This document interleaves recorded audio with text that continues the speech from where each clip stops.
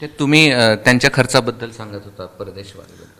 नाही, मला सांगा ना की तुम्हाला गोपीनाथ मुंडेचा फोन गेल्यावर ऑस्ट्रेलियाचा व्हिसा मिळतो, तुम्हाला प्रमोद महाजनचा फोन गेल्यावर अमेरिकाचे व्हिसा, त्यावेळेस प्रमोद महाजन गोपीनाथ मुंडे चांगले होते. आज त्यांची मुलं वाईट झाली काय? हां, तुमची काय अवकात होती?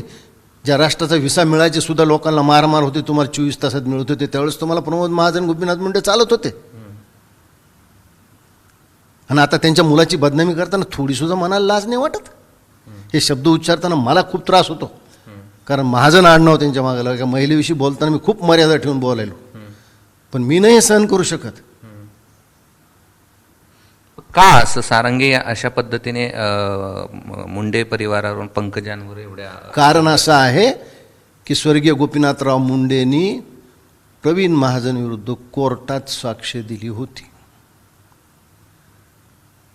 मी म्हणलं ना, मी खूप दुर्दैवी आहे, पण त्या सगळ्या गोष्टीसुद्धा मी कधी सारंगी महाजनचा अपमान कोर्टात होऊ दिला नाही. मी त्यावेळेस विरोध केला, कारण ती महाजन आडनाव आहे. तुम्ही अशा पद्धतीने वागताच मुलांशी? अरे तुम्ही स्वतःच्या मनाला प्रश्न विचारा, तुमच्या नवऱ्याने आयुष्यात कधी कुठला व्यवसाय केलाय? कसं चालत होतं तुमचं? कुठं नोकरीला होता तुमचा नवरा? एकदा सांगा जगाला. फोंडासारखा महागाडा वकील तुम्हाला कसा परवडला? कुणी दिले तुम्हाला पैसे? कुणी दिले? त्यांनाच विचारा ना, मला काय, मी तर नाही दिले. माझा हे प्रश्न विचारणं मला किती जड जातं. पण प्रमोद महाजनची, गोपीनाथ मुंडेची तुम्ही बदनामी केली, चला ठीक आहे.